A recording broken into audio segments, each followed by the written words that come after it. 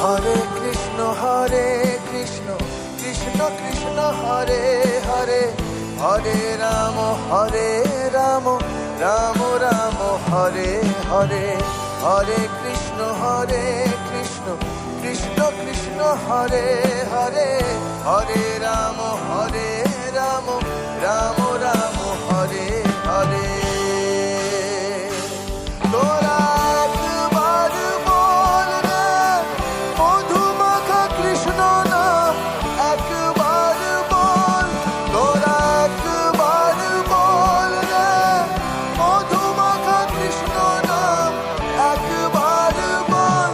হরিহরায় নম কৃষ্ণ যাদবায় নম, যাদবায় মাধবায় কেশবায় নম, হরিহরায় নম কৃষ্ণ যাদবায় নম, যাদবায় মাধবায় কেশবায় নম।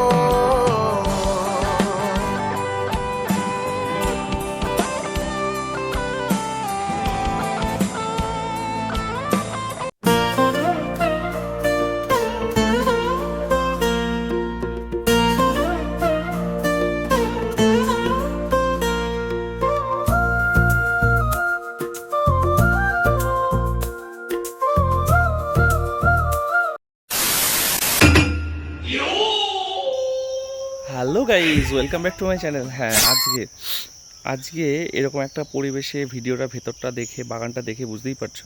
তো সেরকম একটা জায়গায় আমরা যাব, সেটা হচ্ছে নিধুবন টাইপের। মানে আমাদের বৃন্দাবনে যেরকম নিধুবন আছে, সেরকমই আমাদের এখানে কলকাতার খুব কাছাকাছি একটা মন্দির আছে, খুব জাগ্রত, রাখাল রাজা মন্দির। তো এই রাখাল রাজা মন্দির কোথায় আছে, কি আছে, এটা আছে বর্ধমানে। তো বর্ধমানে এই রাখাল রাজা মন্দিরে আমরা যাব।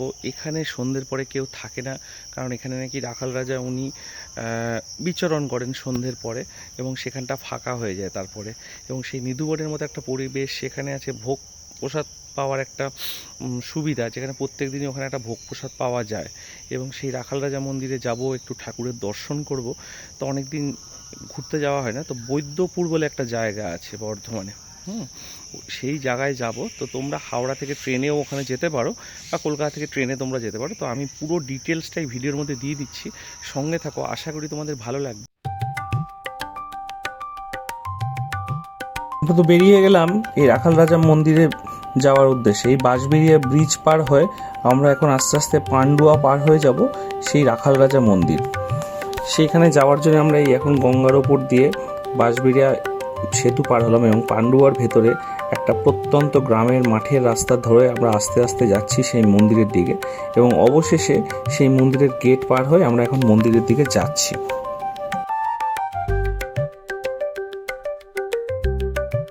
সেই রাখাল রাজা যে মন্দির আছে তার কাছে, পান্ডুয়ার কাছাকাছি, এখানে এটা পড়ছে বর্ধমান ডিস্ট্রিক্ট। তো সেখানে যাওয়ার সময় গ্রামের মেঠো রাস্তা পার হয়ে এলাম, তোমাদেরকে সেটা দেখালাম। এবার তার সাথে এখানে যখন আমরা মন্দিরে ঢুকছি, তার পাশে রয়েছে একটা বাবা লোকনাথের মন্দির, সেই ভিডিওটা তোমাদেরকে দেখাচ্ছি। আর সেই ভিউটা একটু দেখো, তারপর আমরা আস্তে আস্তে মন্দিরের দিকে যাব। মন্দিরে কি কি আছে ডিটেলস তোমাদেরকে দেখাবো।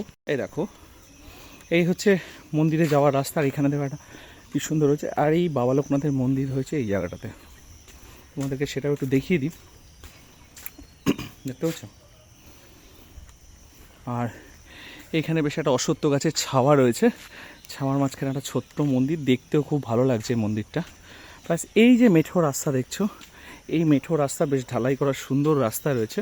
আজকে যেহেতু ওয়েদারটা এখন একটু ভালো রয়েছে গরমের মধ্যে, তার মধ্যেই আমরা বেরিয়ে পড়েছি। আর এই মেঠো রাস্তা দিয়ে আমরা যাচ্ছি সেই রাখাল রাজা মন্দিরে। এখানে রয়েছে সেই বৃন্দাবনের মতো নিধুবন, যেখানে রাত্রিবেলা নাকি আমাদের যে প্রভু আছেন উনি এখানে বিরাজ করেন, তো রাখাল রাজা রূপে।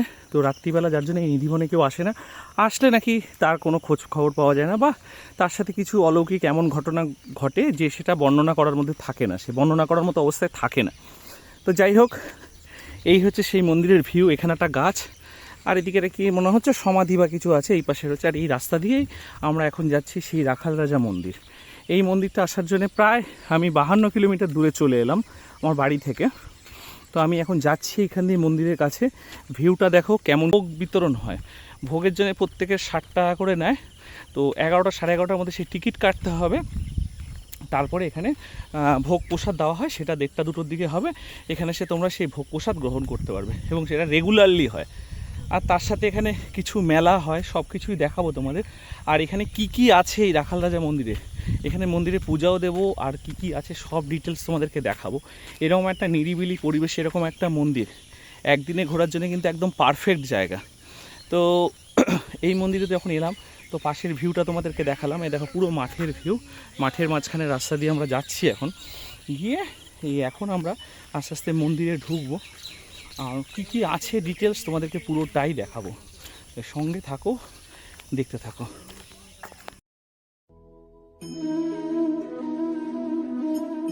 মন্দিরে ঢোকার যে রাস্তাটা সেটা কিন্তু খুব নিরিবিলি এবং গ্রামের একদম একটা কোনায়, এবং সেখানে যখন যাচ্ছি সেখানে বড় বড় অশ্বত্থ গাছ এবং নিধুবনের উল্লেখ রয়েছে এখানে, যে রাখাল রাজা এই নিধুবনে রাত্রিবেলা বিচরণ করেন, যার জন্য এখানে সবার প্রবেশ নিষেধ। সেই জন্য সেই নিরিবিলি জায়গাটায় যাচ্ছে এবং মন্দিরের পাশের যে নিধুবনটা সেটাকে তোমাদের কাছে দেখানোর চেষ্টা করছি। এবং তার পাশে আমরা পাখির চোখে একটু ওপর থেকেও সেই নিধুবনটাকে একটু দেখানোর চেষ্টা করছি, যেই জায়গাটা দেখলে তোমাদের ভালো লাগবেই, নিরিবিলি, এবং এখানে রাত্রিবেলা আসা নিষেধ সবার। এবং এই যে মন্দিরটা দেখছো এই রাখাল রাজা, এখানে কিন্তু সবাই সবার মনোবাঞ্ছা ভগবানকে জানালে উনি ঠিক সেটা আশা পূরণ করেন, সেই উদ্দেশ্যে অনেকে আসে। তো আমি পাখির চোখে তোমাদেরকে ওপর দিয়ে দেখানোর চেষ্টা করছি যে সেই জায়গার মন্দিরের পরিবেশটা কীরকম। তো উপর থেকে তোমাদেরকে দেখালাম এবং আশেপাশে নিচের পরিবেশটাও একটু তোমাদেরকে দেখানোর চেষ্টা করছি। একদিনের জন্য কলকাতার খুব কাছাকাছি এরকম একটা মন্দির তোমরা ঘুরে যেতেই পারো, এবং ঘুরে গেলে আশা করি তোমাদের ভালো লাগবে। এবং এখানে আসলে প্রত্যহ ঠাকুরের প্রসাদ বিতরণ হয়, ভোগ প্রসাদও পাওয়ার ব্যবস্থা রয়েছে, সেটা কিন্তু তোমরা এখান থেকে গ্রহণ করতে পারবে। এবং এই মন্দিরটার পরিবেশটা খুবই নিরিবিলি, আসলে তোমাদের মন ভালো হয়ে যাবেই। তো আমি তোমাদেরকে সেটা দেখানোর চেষ্টা করলাম, আশা করি তোমাদের ভালো লাগবে।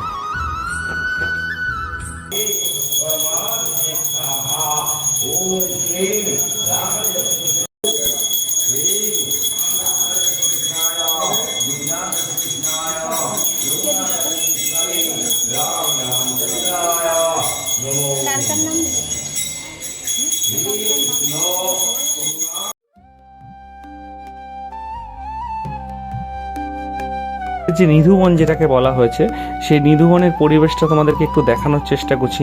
নিরিবিলি শান্ত একটা সৌন্দর্যপূর্ণ প্রাকৃতিক পরিবেশ, এবং এখানে বসে এত গরমের মধ্যেও খুব ঠান্ডা অনুভব করছিলাম আমরা, এবং সঙ্গে গেলাম এবং পাশের পরিবেশটা তোমাদের মন্দিরের আশেপাশের একটা ভিউ তোমাদের সামনে তুলে ধরলাম। আশা করি তোমাদের ভালো লাগবে, তো তোমরা দেখতে থাকো।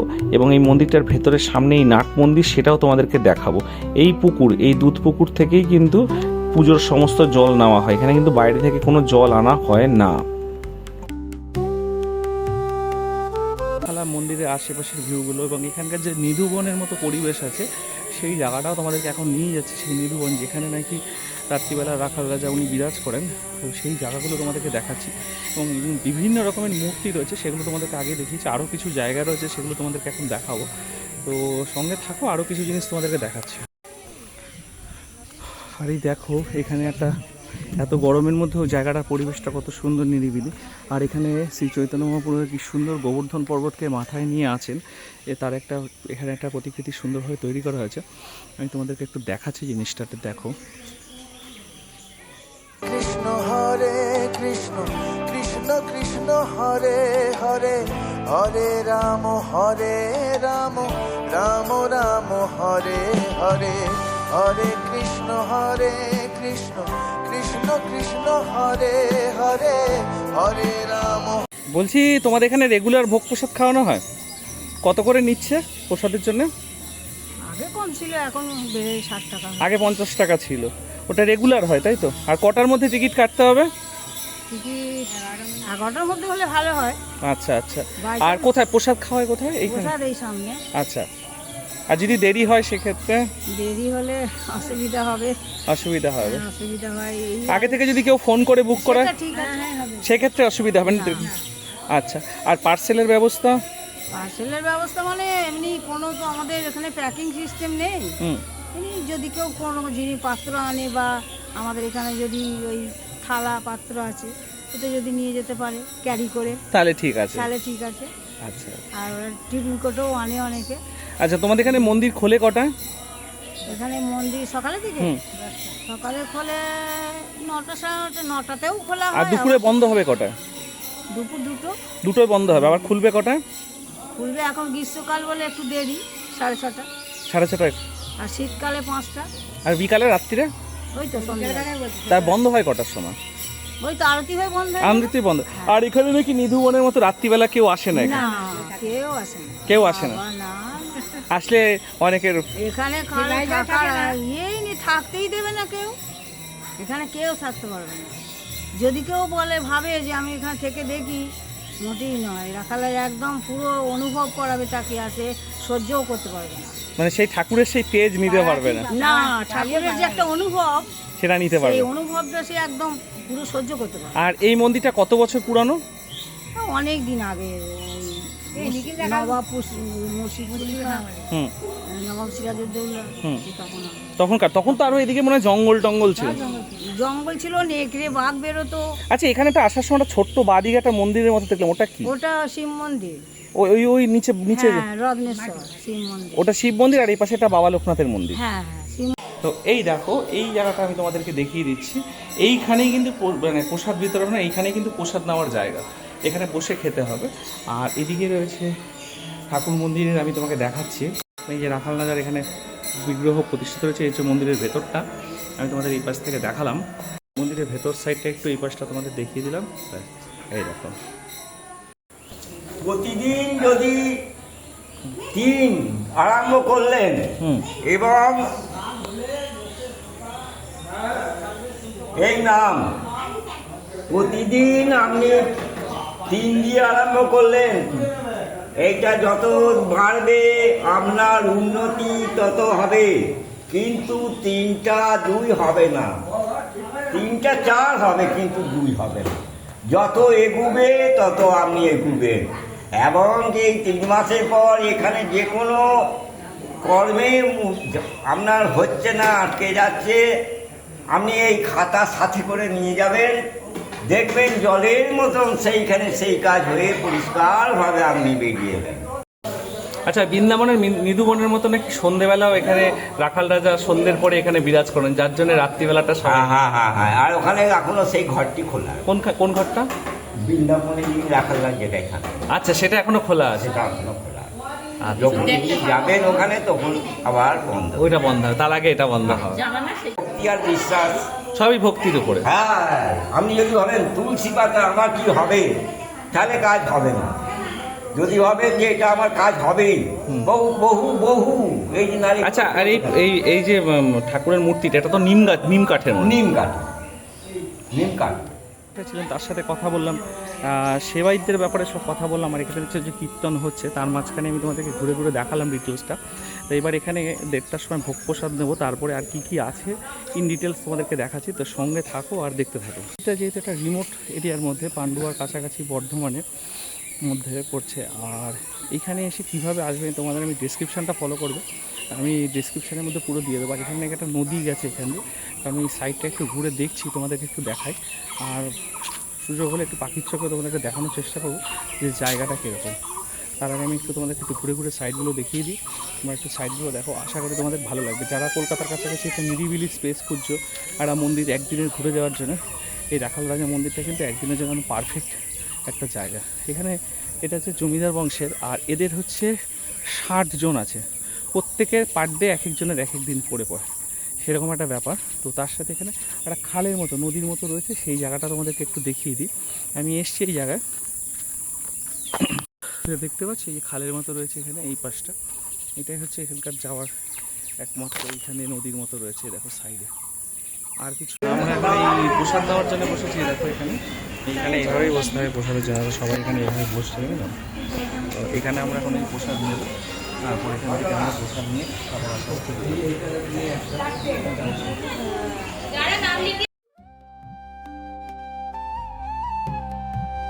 এখানে তো প্রথমে আমরা মহাপ্রসাদ নিলাম, তারপরে বিভিন্ন রকমের সবজি, শুক্তো এবং পনিরের তরকারি, এই প্রসাদ গ্রহণ করছি। প্রসাদ গ্রহণ করার পরে উঠে তোমাদেরকে অন্য সব জিনিসপত্র দেখাতে থাকবো।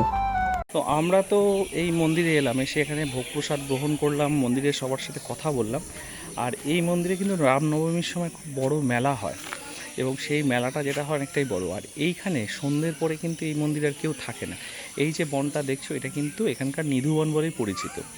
আর এই বনে নাকি রাখাল রাজা সন্ধ্যের পরে এখানে বিরাজ করেন, কেউ আসলে সেই তেজটা আর কি নিতে পারবে না।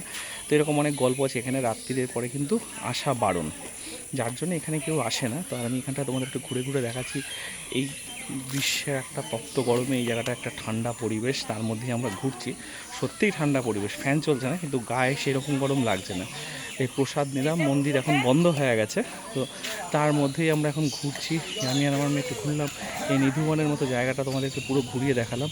আর এই মন্দিরে কিন্তু এই যে পুকুরটা দেখছি, এই পুকুরের জলেই কিন্তু মন্দিরের পূজা আর্চা সব হয়। এর সাথে একটা নদীর যোগ আছে সাইডে ছোট, আমি সেটা ডিটেলসটা জানি না, জানলে আমি তোমাদেরকে ব্লগের মধ্যে বলে দেবো। আর এই এখানে মন্দির, তারপর সেখানে ঠাকুরের বিভিন্ন রূপ, কালিয়া দমন থেকে শুরু করে এই যে বাসুদেব শ্রীকৃষ্ণকে নিয়ে যাচ্ছে আমার পেছনে, দেখো এখানকার এই যে দেখতে পাচ্ছ এই রূপ, এইগুলো সব এখানে রয়েছে। তার সাথে সাথে এইখানে কিন্তু প্রসাদ গৃহ, আর এই পাশটা রয়েছে, সামনে হচ্ছে নাট মন্দির। তো আমি ডিটেলসটা তোমাদেরকে দেখিয়ে দিলাম। আর এই ব্লগটা দেখে যদি এখানে আসতে চাও, কিভাবে আসবে ডেসক্রিপশানে রইল, এবং পুরোটাই আমি এই ভিডিওর মধ্যে বলে দিচ্ছি কীভাবে তোমরা এই মন্দিরে আসতে। একদিনের জন্য এই মন্দিরের নিরিবিলির মধ্যে এসে তোমরা ঘুরে যেতেই পারো। যারা নিরিবিলি পছন্দ করো, কলকাতার কাছাকাছি এরকম একটা নিরিবিলি পরিবেশ, এই পরিবেশে এসে রাখাল রাজা মন্দিরে একদিন একটা বেলা কাটিয়ে গেলে অসুবিধার কিছু নেই। আর যদি যখন এখানে অনুষ্ঠান হয় রামনবমী, সেই সময় আসতে তো প্রচুর ভিড়। গ্রামের ভেতরে একটা নিরিবিলি এরকম মন্দির আমার তো খুব ভালো লেগেছে, আশা করি তোমাদেরও ভালো লাগবে। তো আমার এই ভিডিওটা যদি তোমাদের ভালো লেগে থাকে তো প্লিজ লাইক, শেয়ার, কমেন্ট করো, সাবস্ক্রাইব করো আমার চ্যানেলটা। দেখা হচ্ছে নেক্সট কোনো ভিডিওতে। আজকের জন্য টাটা।